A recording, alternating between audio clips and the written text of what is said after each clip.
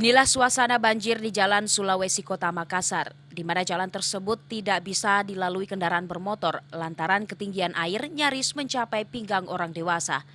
Akibat banjir ini, banyak rumah warga dan toko warga yang ikut terendam banjir akibat hujan yang mengguyur Kota Makassar.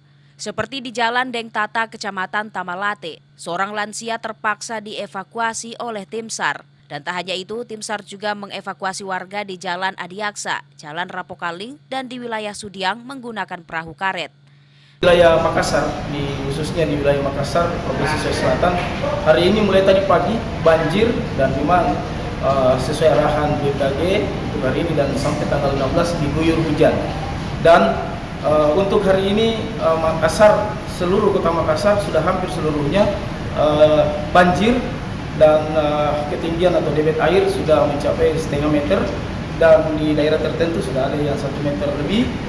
Dalam kondisi cuaca ekstrim ini, tim Basarnas disiagakan di beberapa titik banjir yang dianggap rawan. Masyarakat diimbau agar tidak panik dengan kondisi banjir saat ini. Ilham Syam, Fajar TV dan Fajar Radio melaporkan.